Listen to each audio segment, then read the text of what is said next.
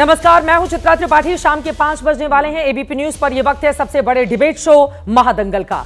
आज महादंगल में बात दिल्ली के चुनाव की होगी। चुनाव खत्म होने में बस कुछ ही देर बाकी है और हम आपके सामने लेकर आने वाले हैं आज का एग्जिट पोल। आज की एग्जिट पोल की तस्वीर क्या कहते हैं एग्जिट पोल के आंकड़े, आपको सबसे पहले हम बताने वाले हैं। लेकिन फिलहाल बात करेंगे राजधानी दिल्ली में चल रही वोटिंग की। दिल्ली की सभी 70 सीटों पर वोटिंग का काम अब आखिरी चरण में पहुंच चुका है। अगले 1 घंटे में मतदान खत्म हो जाएगा और 6 बजे के बाद जो लोग लाइन में लगे रहेंगे सिर्फ वही वोट कर पाएंगे। इसीलिए आपसे अपील है कि अगर आपने वोट नहीं डाला है, राजधानी के आप वोटर हैं, तो जल्दी से जल्दी अपने इस कर्तव्य को पूरा कीजिए, कर्तव्य का निर्वहन करें। आज दिल्ली के चुनाव में वोटिंग के दौरान अलग अलग तस्वीरें भी सामने आई हैं। कई सीटों पर लंबी लंबी कतार में लोग खड़े हुए दिखाई दिए, लेकिन मुस्लिम बहुल सीलमपुर सीट पर बुर्का पहनकर वोटिंग को लेकर हंगामा हो गया।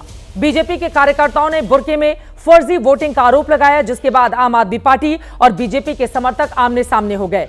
कुछ देर तक वहां पर हंगामा बरपा रहा और इसी तरह से ग्रेटर कैलाश विधानसभा सीट पर दिल्ली सरकार के मंत्री सौरभ भारद्वाज ने पुलिस पर मनमानी करने का आरोप लगाया। अपने समर्थकों को वोटिंग से रोकने का भी आरोप लगाया। इन सबके बीच आज सवाल यह है कि दिल्ली में आखिर क्या होने जा रहा है। क्या आम आदमी पार्टी चौथी बार सत्ता में वापसी करेगी या फिर बीजेपी को 26 साल के बाद मिलेगा बड़ा मौका। दिल्ली चुनाव में किसकी रेवड़ी लोगों को ज्यादा पसंद आई। कांग्रेस से अलग लड़ने का आम आदमी पार्टी को फायदा होगा या फिर नुकसान। चुनाव में असदुद्दीन ओवैसी की पार्टी के आने से क्या मुस्लिम वोट बटेगा, और सवाल यह भी है कि क्या मिडिल क्लास वाला डाउन बीजेपी के लिए गेम चेंजर साबित होगा। आज के महादंगल की बहस की शुरुआत इन्हीं तमाम मुद्दों पर करेंगे, लेकिन उसके पहले वार पलटवार का यह दौर देखिए।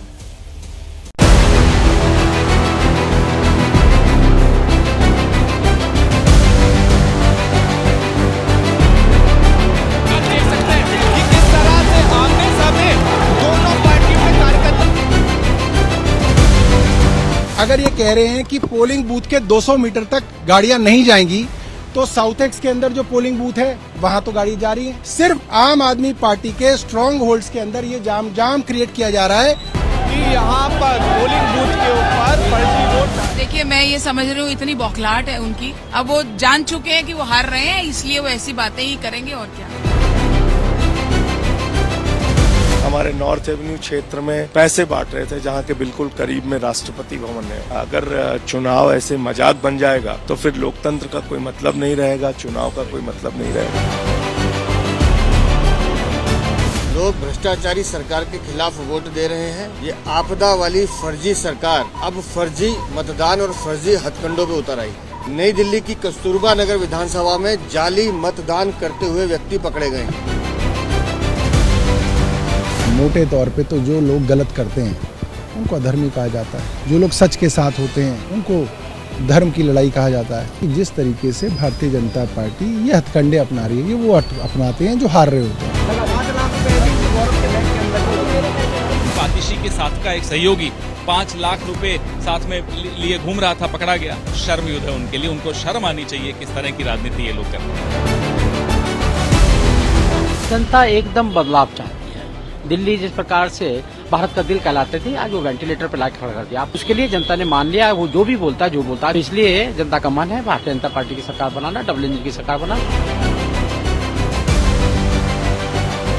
आतिशी ने कल खूब पैसे बांटे हैं चुग्गियों में, 2 बजे तक भागती रही है, पुलिस को दबाव में, अफसरों को दबाव में। अब लोग यही कहेंगे इनके पैसे खाएंगे और दिल्ली के विकास के लिए वोट कमल वाले बटन पर दबाएंगे।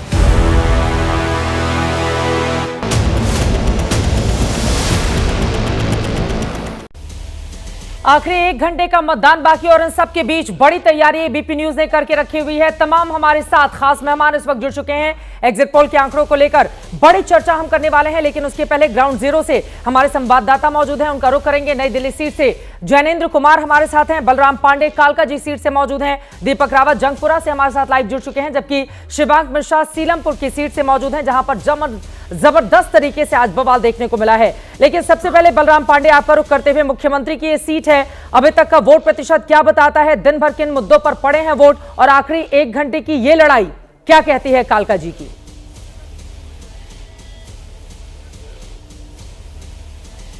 बिल्कुल, देखिए चित्रा, अभी कुछ ही देर पहले जो दिल्ली की मुख्यमंत्री हैं आतिशी, वो इस पोलिंग बूथ से गई हैं और लगातार वो बूथ दर बूथ जाती हुई नजर आ रही हैं।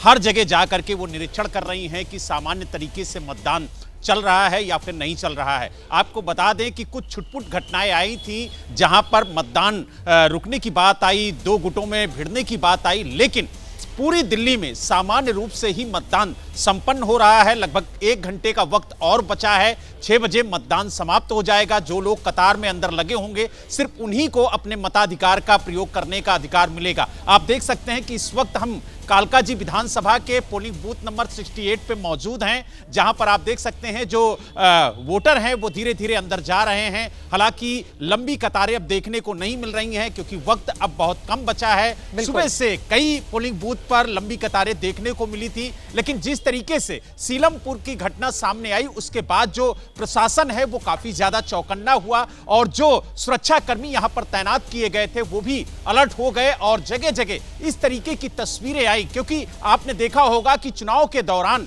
लगातार जब वोटिंग हो रही थी जिन जिन बूथों पर, वहां पर पेट्रोलिंग भी प्रशासन के अधिकारी कर रहे थे और जिस तरीके से ये आरोप लगाए जा रहे थे कि तमाम जगह जो मतदाता हैं उन्हें मतदान केंद्र तक जाने से रोका जा रहा है, तो इन आरोपों के बीच तमाम तरीके के खंडन भी आए हैं चुनाव आयोग की तरफ से। लेकिन आरोप प्रत्यारोप का जो सिलसिला है हुई, लेकिन इन सबके बीच अब समाधान किसकी ओर निकलेगा, जनता क्या फैसला कर रही है, बड़ा सवाल है।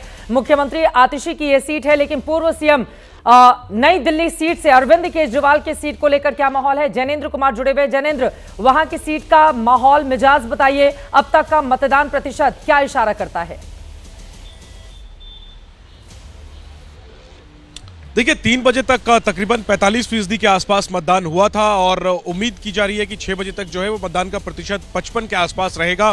त्रिकोणीय मुकाबला है यहाँ पर। अरविंद केजरीवाल के सामने प्रवेश वर्मा और संदीप दीक्षित की चुनौती है। पूर्व मुख्यमंत्री के सामने 2 पूर्व मुख्यमंत्रियों के बेटे हैं और इन तीनों के बीच में कांटे की टक्कर है। सुबह से ही हम देख रहे हैं कि नई दिल्ली के जो अलग अलग इलाके हैं, चाहे निर्माण भवन जैसा बूथ हो जो VIP बूथ है या फिर वाल्मीकि बस्ती के पास का बूथ हो, तमाम बूथों पर सुबह से ही मतदाता जो है वो आकर के अपने मताधिकार का इस्तेमाल करते नजर आए। हालांकि कहीं भी लंबी कतार देखने को नहीं मिली और अब तो आखिरी 1 घंटे का मतदान बचा हुआ है। जो टक्कर है वो साफ तौर पर मतदान केंद्रों से कुछ दूरी पर जो पार्टियों के टेबल लगे होते हैं वहां पर भी नजर आई। गहमा गहमी सभी तीनों ही जो प्रमुख उम्मीदवार हैं उनके टेबलों पर वोटरों को जमा हमने देखा। तो दिलचस्प मुकाबला है, बहुत ही नजदीकी मुकाबला है, खासतौर पर नई दिल्ली सीट पर। तो ऊंट किस करवट बैठेगा ये कहना बहुत मुश्किल है। फिलहाल शांतिपूर्वक मैं लौट रही हूं आपके पास। इस वक्त वीरेंद्र सचदेवा जी हमारे साथ मौजूद हैं और ABP न्यूज के दर्शकों को वो बताएंगे कि फिलहाल क्या स्थिति उनकी है अभी जब आखिरी दौर का मतदान बाकी है। दिन भर कई जगह झड़प हुई, कई जगह बीजेपी के ऊपर आरोप लगे। सीलमपुर के इलाके में भारतीय जनता पार्टी के कार्यकर्ताओं ने बुर्के में मतदान का फर्जीवाड़ा का आरोप लगा दिया है आम आदमी पार्टी के ऊपर। अब जब आखिरी दौर की वोटिंग बाकी रह गई है, कहां पर भारतीय जनता पार्टी खड़ी नजर आ रही है? सचदेवा साहब।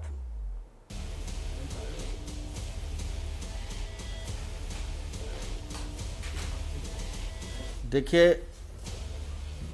आखिरी घंटे का दौर अब बचा है और 3 बजे का जो टर्नआउट आया है वो लगभग 46.58% के करीब आया है। तो मुझे लगता है कि परसेंटेज 60% के बाहर ही जाने वाला है, जो दिल्ली का एक नॉर्मल रूटीन सा भी रहता है। और जहाँ तक आरोप प्रत्यारोप की बात है, तो अगर बुर्के की आड़ में फर्जी वोटिंग हो रही है और कानून अपना काम कर रहा है तो फिर उसमें छटपटाहट क्यों है? अगर नकली आइडेंटिटी दिखाकर नई दिल्ली में वोट डालने की कोशिश की जा रही है तो उनको पकड़ के कानून अपना काम कर रहा है। और अभी तक शराब पैसे का जिस तरह की गुंडई का खेल आम आदमी पार्टी ने खेला है, मुझे हैरानी इस बात की है कि मुख्यमंत्री आतिशी मार लेना, उनका सहयोगी कल रात को 5 लाख रुपए के साथ पकड़ा जाता है। दूसरा सहयोगी जो दिल्ली सरकार के शिक्षा विभाग में कर्मचारी है, एक शब्द नहीं बोलती हैं कि वो रुपए कहाँ लेके जा रहा था। उसमें जो उसके बाद पर्चियाँ बरामद हुई हैं डिकोडेड लैंग्वेज में, उसका क्या अर्थ है? लेकिन आरोप लगाना और भाग जाना ये आम आदमी पार्टी की चरित्र है। लेकिन आज पूरे दिन जिस तरह से मैंने छटपटाहट आम आदमी पार्टी के नेताओं में देखी, तो उससे एक बात तो निश्चित रूप से मैं कह सकता हूँ, जितना मुझे भी समय हो गया काम करते हुए, दिल्ली में माननीय प्रधानमंत्री जी के नेतृत्व में डबल इंजन की सरकार बनने जा रही है। आत्मविश्वास से लबरेज आप दिखाई दे रहे हैं और 26 सालों का बड़ा लंबा सूखा बीजेपी के लिए हो गया और दिल्ली का दर्द आप लोगों का ऐसा है जो जाता ही नहीं है। तो आपको लग रहा है कि 26 साल का ये जो सूखा पड़ा हुआ था, किन मुद्दों पर अगर आप दावा कर रहे हैं, आत्मविश्वास दिखा रहे हैं, अभी तो आपके चेहरे पर मुस्कुराहट ही है। हालांकि 8 तारीख का हमें थोड़ा इंतजार कर लेना चाहिए और एग्जिट पोल के आंकड़े भी कुछ देर में हम रखेंगे आपके सामने। लेकिन इस आत्मविश्वास के पीछे की कौन सी वजह है, बड़ा मुद्दा क्या रहेगा अगर आप ये दावा कर रहे हैं कि बीजेपी बनाएगी सरकार?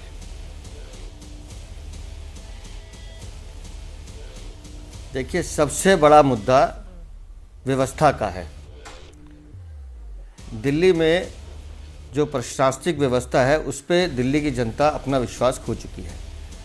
भ्रष्टाचार, शराब घोटाला, शीश महल, जल बोर्ड का घोटाला, ये इतनी लंबी फहरिस्त है। शिक्षा, स्वास्थ्य, मतलब हर विभाग में घोटाला, चोरी, लूट। इसने दिल्ली वालों को सीधा सीधा स्पष्ट संदेश दिया कि हमने जिस परिवर्तन के लिए सरकार को चुना था, इन्होंने व्यवस्था ऐसी परिवर्तित की, ये खुद परिवर्तन में आ गए। उसके बाद जो मूलभूत सुविधाएं हैं जिसके लिए हर आदमी जीता है, पानी पीने के लिए नहीं है, गंदा पानी है, लोग मर रहे हैं। सड़कें टूटी हुई हैं, ढूंढनी पड़ती है सड़क कहाँ है, गड्ढा कहाँ है। बिजली के दाम इतने बढ़ा दिए गए हैं, उस पर सरचार्जेज लगा लगा के मार दिया गया है। दिल्ली में सफाई व्यवस्था, माँ यमुना की हालत, प्रदूषण, वायु प्रदूषण, मतलब कोई तो विभाग ऐसा हो जहाँ जो स्थिति ठीक हो। और विकास के नाम पर दिल्ली के पास कुछ बताने के लिए है नहीं, अगर केंद्र सरकार के कामों को छोड़ दिया जाए तो दिल्ली की जनता इस बात को समझती है कि जिस तरह से माननीय प्रधानमंत्री जी ने पूरे देश में भारत का नाम रोशन किया, भारत में विकास की गति को बढ़ाया, दिल्ली उससे अछूती क्यों रहे। और दिल्ली में जिस तरह के, देखिए दिल्ली एक गुलदस्ता है, इसमें पूरे देश के लोग रहते हैं और सब लोग देखते हैं कि हर दिन झगड़ा, हर दिन तू मैं, इससे आखिर दिल्ली का भला तो नहीं होगा ना। तो दिल्ली अब बीच होता है ना वीरेंद्र सचदेवा जी, एक तरफ बीजेपी है और दूसरी तरफ आम आदमी पार्टी है, आप ही लोगों के बीच झगड़ा होता है। तो यही तो सवाल बार बार पूछा जाता रहा है कि केंद्र और राज्य सरकार मिलकर आपस में कामकाज को आगे नहीं बढ़ा सकते। खैर, अब वो दौर बीत चुका है वायदों और दावों का, अब तो रिजल्ट की घड़ी है, आखिरी 1 घंटे का और मतदान बाकी है। लेकिन आज का ये मतदान प्रतिशत क्या आपको, क्योंकि हमने देखा है जब मतदान बढ़ा है तो भी ऐसा नहीं है बहुत बड़ा फेरबदल किसी पार्टी के लिए हो जाए, और जब घटा है तो भी ऐसा नहीं है कि जो मौजूदा सत्ताधारी पार्टी है वो फिर सत्ता से छूट जाए, क्योंकि 15 सालों तक का शीला दीक्षित का शासन देखा है और 11 सालों तक का हमने अरविंद केजरीवाल का शासन देखा है। लेकिन एक और बड़ा मुद्दा जो आप लोगों के गले की फांस बनता रहा, केजरीवाल ने अपने पोस्टर लगाकर आप लोगों से पूछा था दिल्ली का दूल्हा कौन है भारतीय जनता पार्टी का, अब बताने की स्थिति में नहीं है। यह भी एक बड़ा मुद्दा रहा, अपने चेहरे को आगे करके आप लोगों पर वो निशाना साधते रहे। आपने 3 सवाल कहे, मैं तीनों का जवाब देता हूं कि लड़ाई झगड़े क्यों होते रहे हैं। दिल्ली में भारतीय जनता पार्टी का 93 से 98 शासन रहा है जी। केंद्र में सरकार शुरू में कांग्रेस की थी, कोई झगड़ा नहीं था, बात होती थी, विचारों में मतभेद होता था लेकिन बैठ के हल निकलता था। फिर शीला दीक्षित 15 साल सरकार रही, अटल बिहारी वाजपेयी जी प्रधानमंत्री रहे, कांग्रेस के भी रहे, कोई झगड़ा नहीं था, कोई विषय आता था मिलकर बात करके हल होती थी। क्या कारण है कि पिछले 11 सालों में ये चीज़ें बढ़ी हैं? क्योंकि इन लोगों का राजनीतिक चरित्र नहीं है। ये लोग अनार्किस्ट अपने आप को कहते हैं, इन्होंने व्यवहार में करके दिखाया कि हाँ ये लोग अनार्किस्ट ही हैं, इनको प्रशासन से, व्यवस्था से कोई लेने देना नहीं है।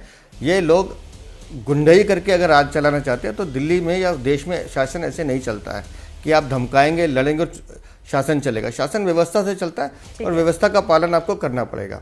ठीक है। अब दूसरी बात आपने कही कि कैसे आपका ये है कि दिल्ली में सरकार आपकी बनेगी, या जो आपने सवाल पूछा है, मैं बार बार कह रहा हूँ हमारे विश्वास का बहुत बड़ा कारण दिल्ली की जनता का प्यार है, हमारे कार्यकर्ताओं की मेहनत है, हमारे राष्ट्रीय नेतृत्व ने जो हमें दिशा निर्देश दिए हैं माननीय नड्डा जी ने, और माननीय प्रधानमंत्री जी का नाम, काम। और जहाँ तक बात रही दूल्हे की, मैं अरविंद केजरीवाल से पूछता हूँ, और ये सवाल हमने पहले भी आपके यहाँ बताया है, दिल्ली को घोड़ी समझते हैं ना वो, हम दिल्ली को माँ समझते हैं। यहाँ माँ के पास बेटा तो हो सकता है, दूल्हा कहाँ से लाएंगे। और जहाँ तक नाम की बात आपने कही है तो बड़ा सिंपल है, हर पार्टी की अपनी रणनीति होती है। हमने उड़ीसा में नाम नहीं बताया, हमने राजस्थान में नहीं बताया, हमने मध्य प्रदेश में नहीं बताया, हमने छत्तीसगढ़ में नहीं बताया, हमने महाराष्ट्र में नहीं बताया, तो दिल्ली में भी नहीं बताया। आम जनता समझ रही है आपकी भावनाओं को। आप कह रहे हैं कहीं नाम आपका भी नहीं बताया गया है, तो रेस में अब आगे आप भी खड़े हैं। फिलहाल के लिए बहुत धन्यवाद वीरेंद्र सचदेवा जी।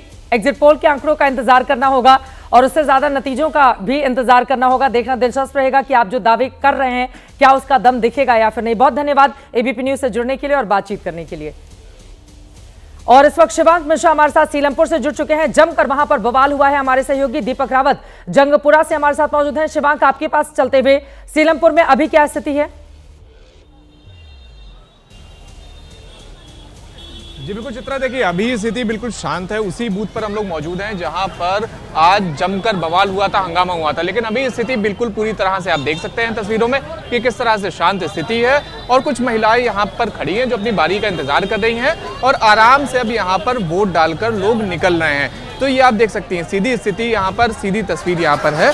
और अब उसके बाद हंगामे के बाद से एक नई चीज़ यहाँ पर लगातार हो रही है कि महिलाओं का पूरी उनकी तलाशी ली जा रही है। उसके अलावा उनका चेहरा मिलाकर ही उन्हें अंदर भेजा जा रहा है। तो ये एक नई चीज़ यहाँ पर दिखी हम लोगों को। और उसके अलावा बाकी तब से लगातार यहाँ पर शांतिपूर्ण मतदान हो रहा है। हालांकि भारतीय जनता पार्टी के जो प्रत्याशी हैं उन्होंने अब से कुछ देर पहले ये भी आरोप लगाया कि आम आदमी पार्टी अवैध बांग्लादेशियों से वोट डलवा रही है इस बूथ में लाके। लेकिन अब ऐसे में जिस तरह से चुनाव चल रहा है, आरोप प्रत्यारोप लगातार लग रहा है, लेकिन अब मुश्किल से 1 घंटा और बचा हुआ है। 6 बजे के बाद से मतदान की जो पूरी प्रक्रिया है वो खत्म हो जाएगी। तो वैसे 8 तारीख को ही पता लगेगा कि आखिर हमें इंतजार करना होगा। लेकिन एग्जिट पोल के जो आंकड़े आएंगे वो भी अपने आप यकीनन एक इशारा जरूर दे देंगे कि दिल्ली में अब की बार बनने जा रही है किस पार्टी की सरकार। दीपक रावत जंगपुरा से मौजूद हैं। यहां की जंग भी बेहद दिलचस्प रही और आज मनीष सिसोदिया शिकायत करते हुए भी दिखाई दिए। फिलहाल किन मुद्दों पर वोट डाले गए हैं आज दिन भर और अभी की क्या स्थिति है दीपक? जी चित्रा, अगर इस पूरे इलाके की बात करें तो ये इसलिए भी काफ़ी चर्चाओं में रहा क्योंकि मनीष सिसोदिया जो आम आदमी पार्टी के नंबर 2 नेता कहे जाते हैं, उन्होंने अपनी जब सीट बदली पटपड़गंज से तो जंगपुरा ही आए। जंगपुरा आम आदमी पार्टी को सबसे सेफ सीट नज़र आती है क्योंकि बहुत ज़्यादा वोटर्स इस सीट पर हैं नहीं, करीबन लाख के आसपास हैं। और ऐसे में इस सीट पर जो जीत और हार का मार्जिन रहता है वो हमेशा बेहद क्लोज का ही रहता है। और पिछले 10 सालों में यहाँ पर जब भी कैंडिडेट जीतता रहा तो ठीक ठाक मार्जिन से जीतता रहा, इसी वजह से इसको चुना भी गया। लेकिन अभी की स्थिति ये है कि जिस इलाके में मैं हूँ, सरायकाले का इलाका है, अब दिन की जो आपने तस्वीरें देखी थी झड़प की, वो इसी इलाके में से खबर आई थी जहाँ पर यह कहा जा रहा था मनीष सिसोदिया की तरफ से कि जो बीजेपी के उम्मीदवार हैं तरविंदर सिंह मारवा, वो अपने समर्थकों के साथ यहाँ पहुँच रहे हैं, पैसे बांटे जा रहे हैं। खुद मनीष सिसोदिया यहाँ पर पहुँचे, पुलिस ने दोनों पक्षों को अलग किया। लेकिन इस वक्त की स्थिति आपको पोलिंग बूथ की भी दिखा देता हूँ क्योंकि अब मुश्किल से करीबन 1 घंटे का वक्त बच गया, उससे भी कम का वक्त है। भीड़ कम हो गई है, मुस्लिम बहुल इलाका है, लेकिन लोगों में उत्साह जरूर है। लोग इस बात को लेकर जरूर बात कर रहे हैं कि जो बेसिक मुद्दे हैं उन्हीं मुद्दों को ध्यान में रखकर हम अपना नेता चुनेंगे, अपना उम्मीदवार चुनेंगे। और इस वक्त इस सीट को यह भी थोड़ा इंतजार करना होगा। एग्जिट पोल के जब आंकड़े सामने आएंगे तो यह पता चल पाएगा कि आखिर जंगपुरा की जंग में मनीष सिसोदिया बाजी मारते हैं या फिर भारतीय जनता पार्टी के उम्मीदवार जो 3 बार कांग्रेस पार्टी के विधायक रह चुके हैं उनकी बारी इस बार मजबूत मानी जाएगी। थोड़ी देर का और इंतजार कीजिए। सबसे पहले आंकड़े एबीपी न्यूज आप तक पहुंचाएगा और खास मेहमान इस वक्त हमारे साथ स्टूडियो में जुड़ चुके हैं। उनका परिचय कराते हुए चर्चा की शुरुआत करेंगे। के शर्मा जी राष्ट्रीय प्रवक्ता भारतीय जनता पार्टी के हमारे साथ जुड़ चुके हैं। घनेंद्र भारद्वाज जी आप प्रवक्ता हैं आम आदमी पार्टी के, हमारे साथ मौजूद हैं। पूजा पाठ करके ईश्वर का आशीर्वाद लेकर आए हैं।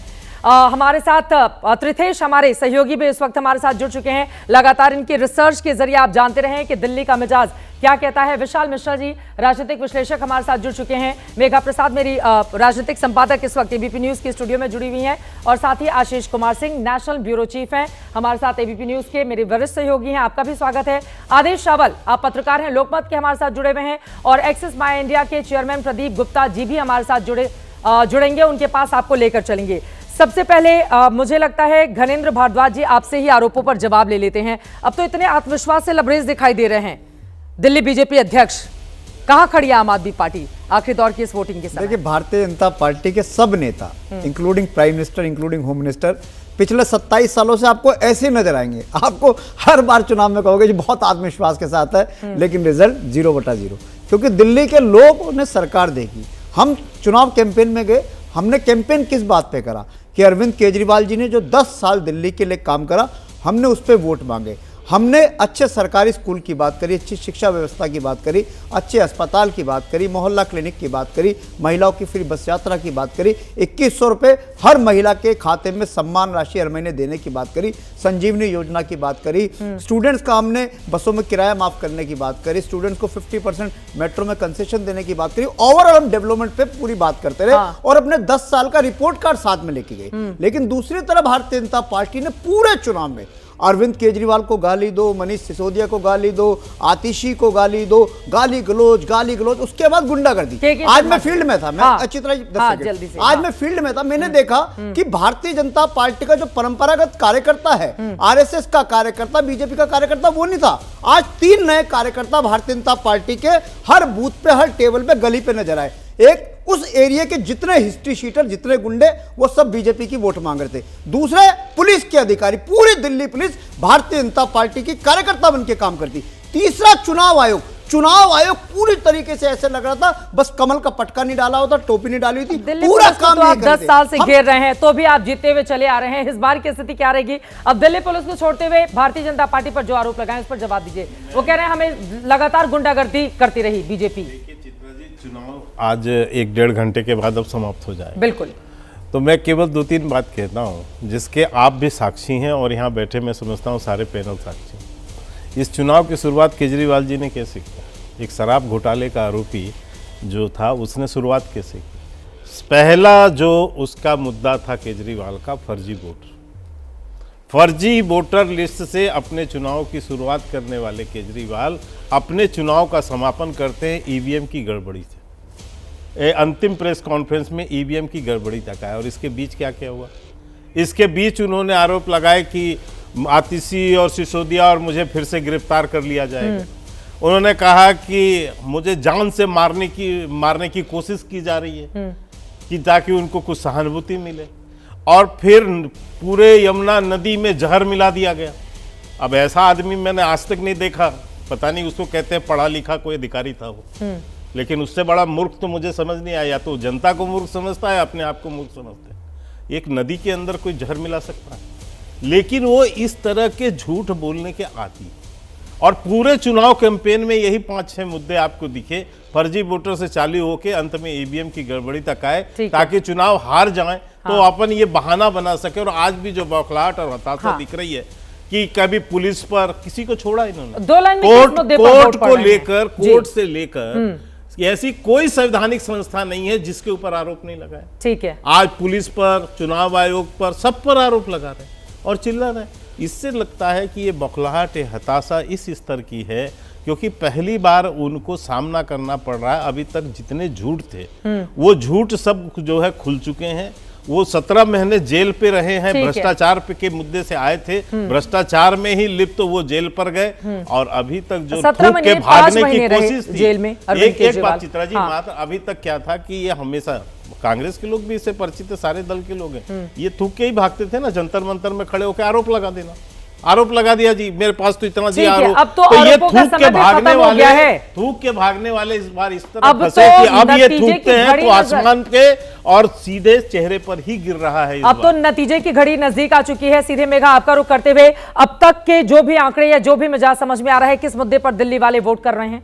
देखिए चित्रा, मुझे लगता है थोड़ा और इंतजार कर लेना चाहिए क्योंकि अभी 3 बजे तक के जो आंकड़े आए हैं हम लोग के पास, वो ऑलमोस्ट पिछले चुनाव के जितने आंकड़े थे, बिल्कुल कुछ ही दशमलव इधर उधर हैं, बट दोनों 46 के आसपास ही हवर कर रहे हैं।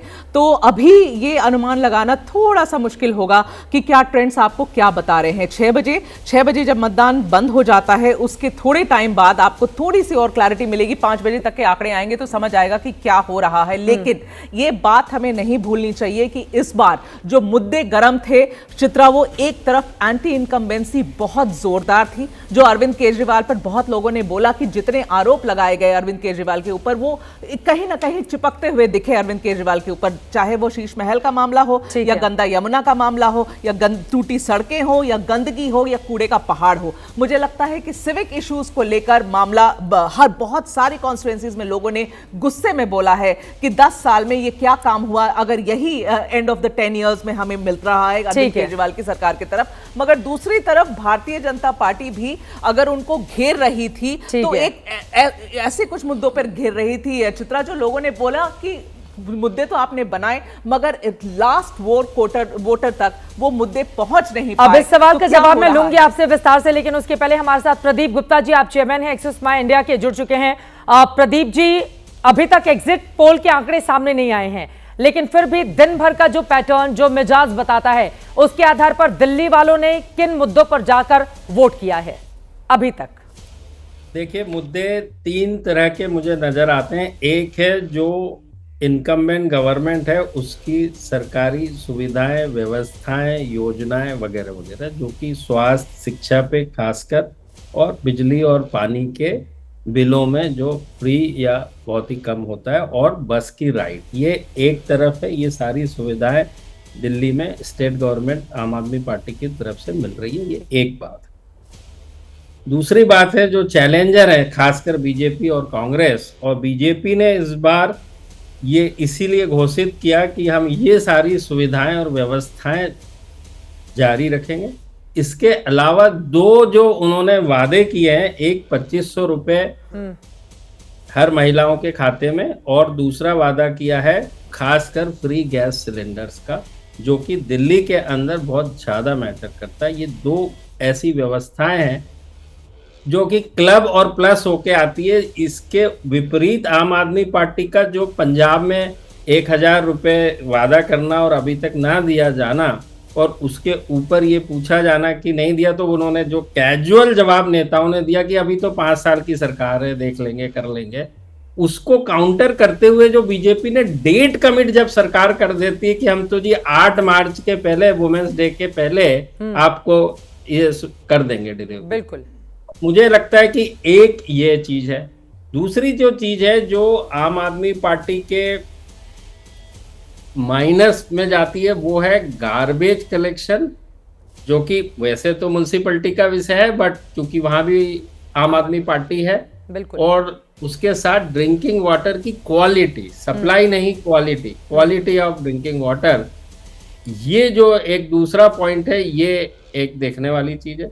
तीसरी जो चीज है कि केजरीवाल ने चुनाव के जस्ट पहले अपना इस्तीफा दिया, मुख्यमंत्री छोड़ा, एक इमोशनल तरीके से उन्होंने प्ले करने की कोशिश की, जो एक समय पर नीतीश कुमार जी ने भी किया था 2015 के चुनाव के पहले, 14 के चुनाव के बाद लोकसभा के। बिल्कुल। तो एक मोरल हाई ग्राउंड लेने की कोशिश की, और उसी की सेम पैटर्न पे जो हेमंत सोरेन भी जेल गए, उसके बाद चंपई सोरेन बने, उसके बाद वो वापस आए, और एक वो सेम एनालॉजी जिसकी बात कह लें कि एक रीजनल पार्टी आम आदमी पार्टी, और वहाँ पे वो, और पॉपुलर आदिवासी चेहरा वो, और यहाँ पे अरविंद केजरीवाल, ये तो एक ये emotional line and particularly lower strata group के अंदर ये आम आदमी पार्टी के तरफ नजर आती है। दूसरी तरफ अगर बीजेपी को लेकर मैं सवाल पूछूं, आपने कहा कि आम आदमी पार्टी की तरफ उनका जेल जाना और फिर वापस आकर इस्तीफा देना, वो कथित शीश महल भी छोड़ देना और फिर बाहर जाकर रहना,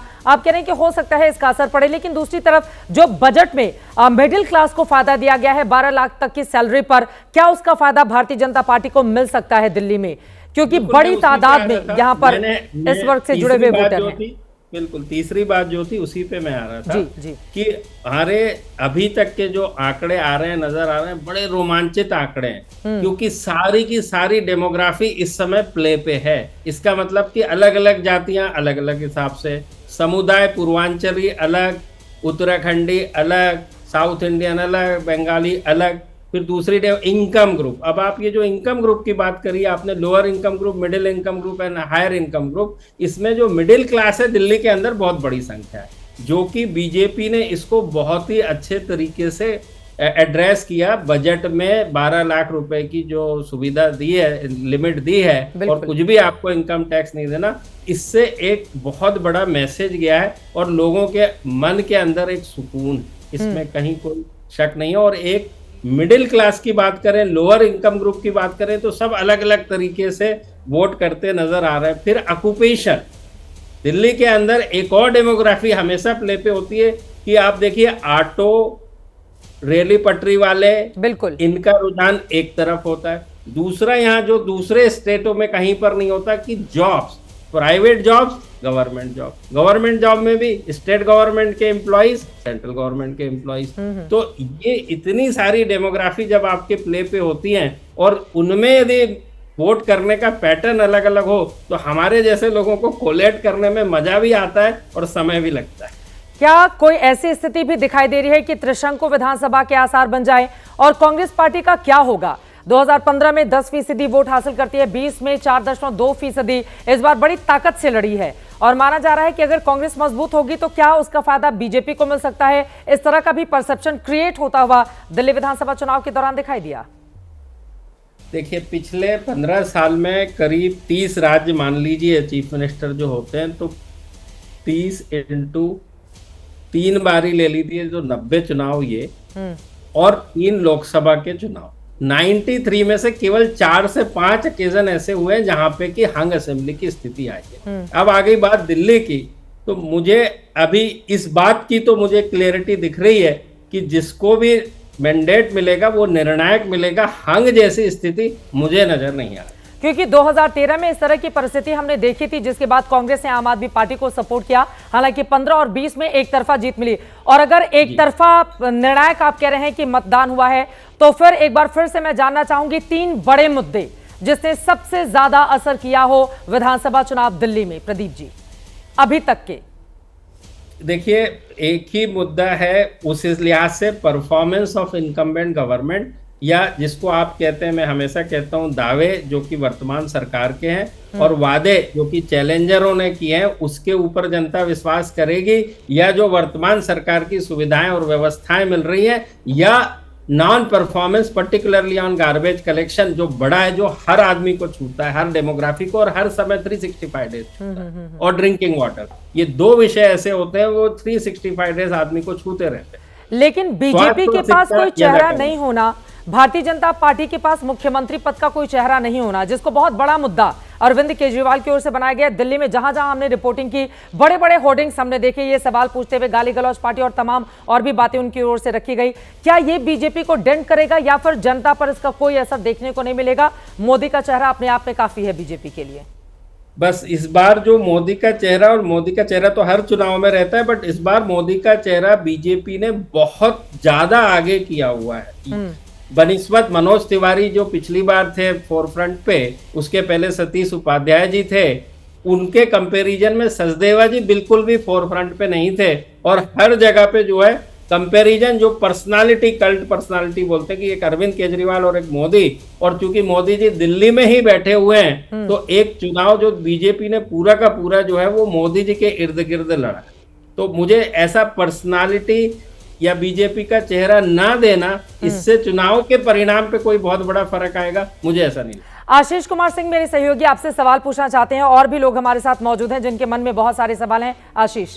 प्रदीप जी, मैं ये जानना चाहता हूं, आप बड़ी दिलचस्प बात बोल रहे थे, दोनों को जब कंपेयर कर रहे थे अभी चित्रा के सवाल के जवाब में, क्या सर इंडिविजुअल इंटेग्रिटी इन दोनों लीडर्स की, पहले ऐसा देख करके मुझे ऐसा लगता है कि ये बड़ा प्ले करता था, दोनों ही के केसेस में रहता था कि इंडिविजुअल इंटेग्रिटी पे कोई डाउट नहीं करता था। क्या पहली बार आज आपको जमीनी स्तर पर ऐसा देखने को मिला कि प्रधानमंत्री मोदी की जो इंडिविजुअल इंटेग्रिटी है, उनको लेकर के जो लोगों की आस्था है कि वो ईमानदार हैं, कोई गलत काम नहीं करेंगे, वो शायद अरविंद केजरीवाल के बनिस्बत ज्यादा हावी नजर आया?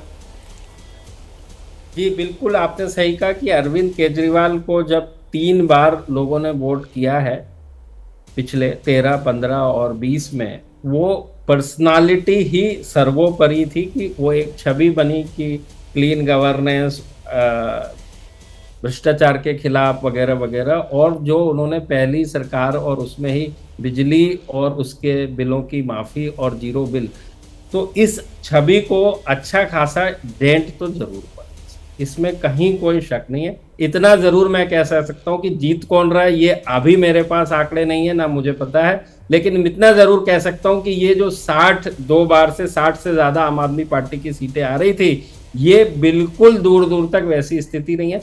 गिरावट तो काफी हुई है अरविंद केजरीवाल की पॉपुलैरिटी में। प्रश्न ये आ रहा है कि क्या वो गिरावट बीजेपी की सीट और वोट शेयर के भी नीचे चली गई है? This is something to be see. अब सवाल ये भी है कि नई दिल्ली सीट फंसी हुई है या फिर आराम से अरविंद केजरीवाल निकाले जाएंगे? एक छोटा सवाल और मुझे इजाजत दे दे प्रदीप जी, अगर ये वोट परसेंटेज, ऑर्थोडॉक्स मेथड पे मैं जाना चाहता हूं, अगर ये वोट परसेंटेज बढ़ करके 65 से मान लीजिए 70 तक पहुंच जाता है, तो क्या ये इसको रिफ्लेक्ट नहीं करता कि लोग शायद जो अभी सिटिंग गवर्नमेंट है उसके अगेंस्ट जाकर वोट डाल रहे हैं? Correct me if I am wrong.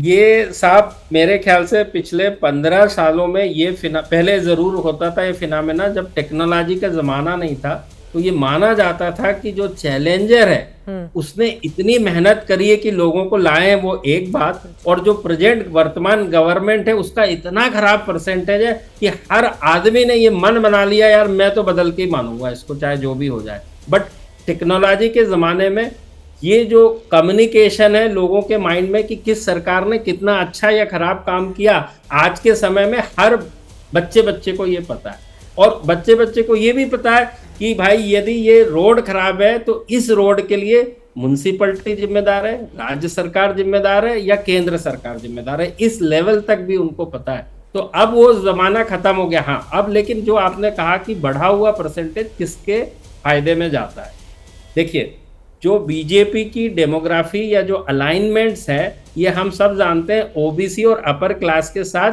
ज्यादा है।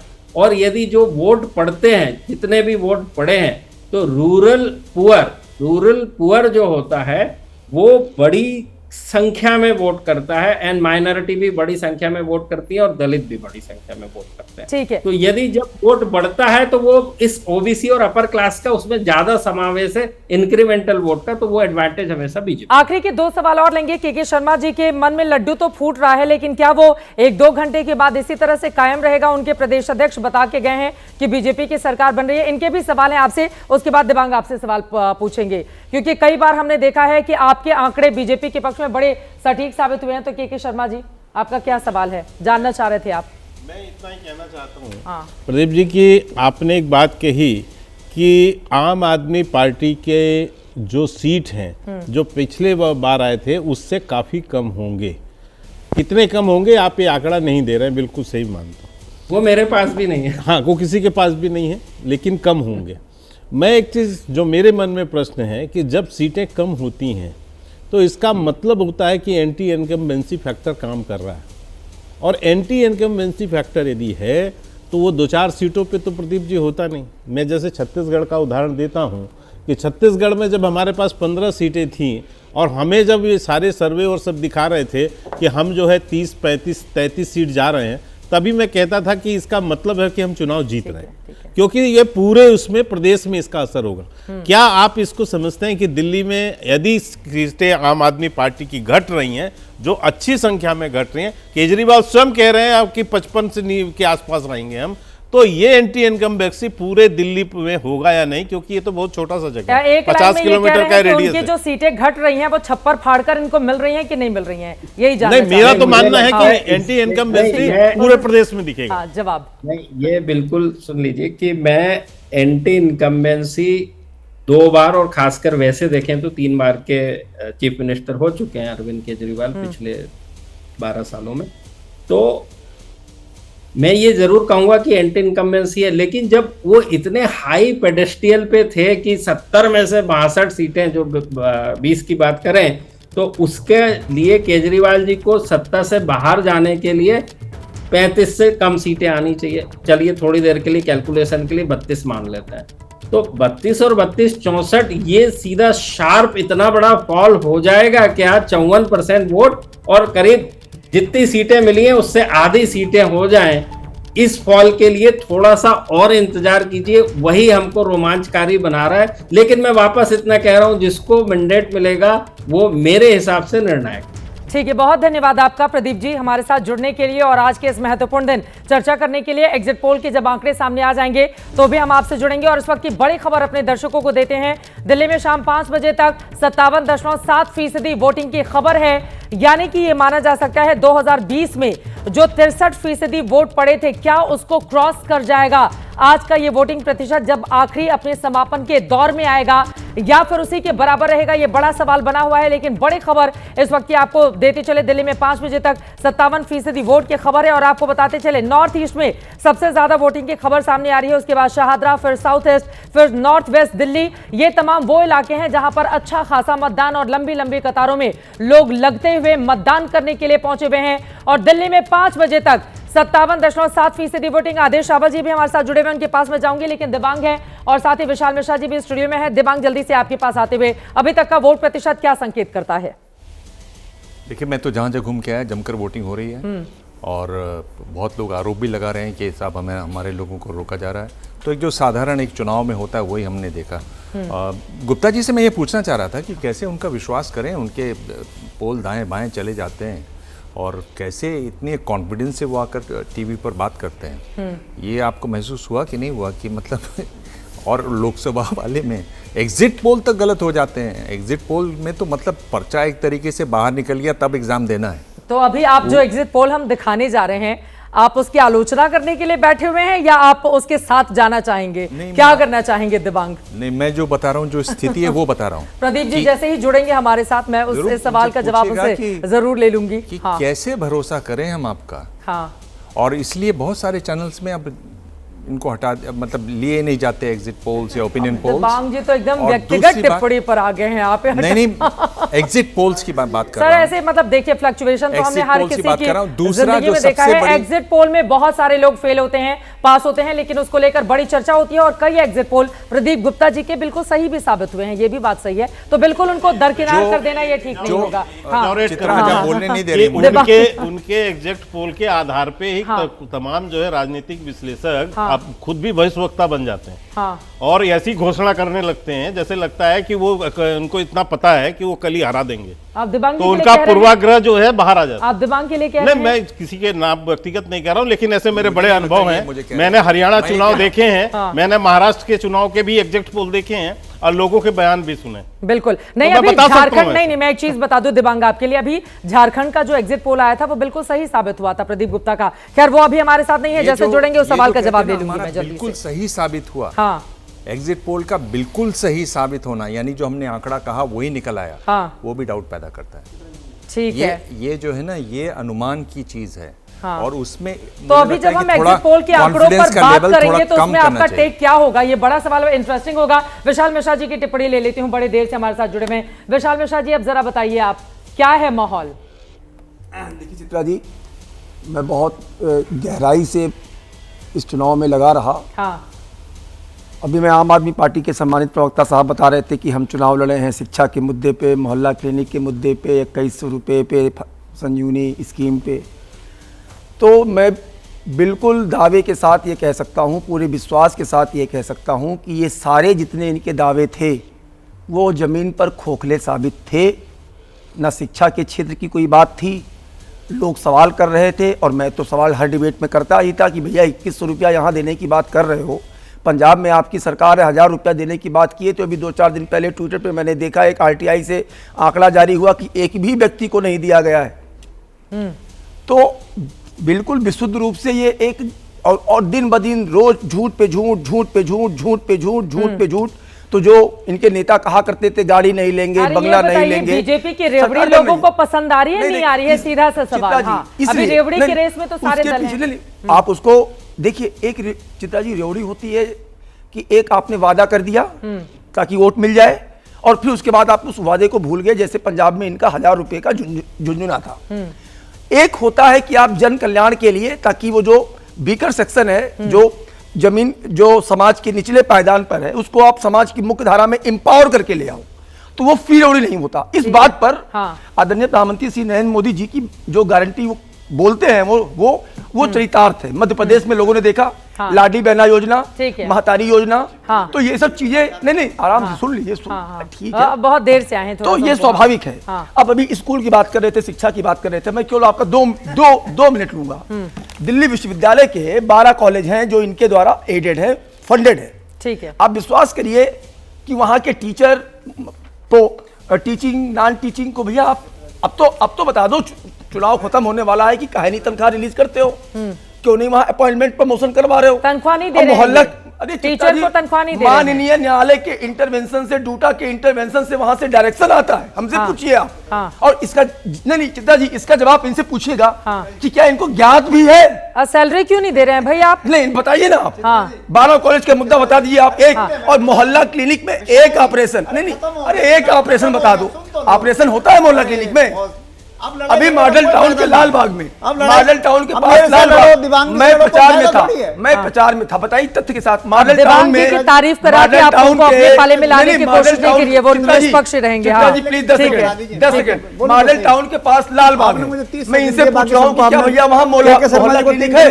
मैं प्रचार में गया, तब मैं जान पाया कि वहाँ मोहल्ला क्लिनिक का नाम कुछ है ही नहीं। चित्रा जी बोले पूछिए घरेंद्र ना, जी, चित्रा ठीक है, जी, ठीक है। मैंने 2 सवाल तथ्यों पर बात किया है, बताओ जरा। लेते हैं, हम ब्रेक पर जाना है प्लीज, ठीक है, बोलिए बोलिए प्रदीप बोलिए। जी चले गए। हाँ। प्रदीप जी से कुछ सवाल मुझे भी पूछने थे कि अरे कहाँ हमने गए। जो पूछा वो अरे बताइए। यार सुन लो यार, अब लोग क्या तरीका है, बताइए ना। मैंने सुना है ना आपको, बताइए। अरे मैंने सुना है, मैं चित्रा जी को आंसर करूंगा, आपको आंसर करूंगा।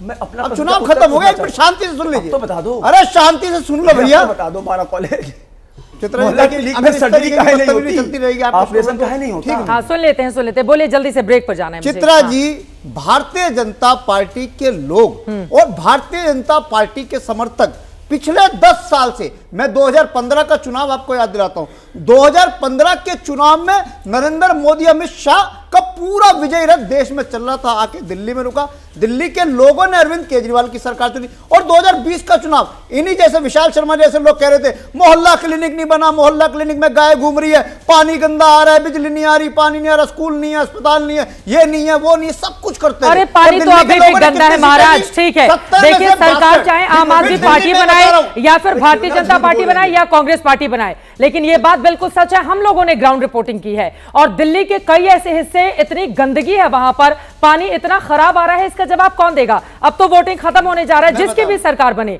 लेकिन ये जिम्मेदारी उस सरकार की है कि दिल्ली को स्वच्छ रखे। सर क्या बताएंगे, 11 सालों से आप सरकार में। मैं फौरन लौट रही हूं, हमारे साथ लगातार आदेश रावत भी जुड़े हुए। आदेश में फौरन आपके पास आऊंगी, छोटे से ब्रेक के लिए हमें रुकना पड़ा है। आखिरी दौर की वोटिंग का ये वक्त हो चला है, थोड़ी देर में एग्जिट पोल के आंकड़े एबीपी न्यूज रखेगा आपके सामने। अब की बार दिल्ली में किसकी बनेगी सरकार, कौन बनेगा मुख्यमंत्री, बड़ी कवरेज जारी है। ब्रेक के बाद फौरन लौटते हैं, आप देखते रहिए एबीपी न्यूज।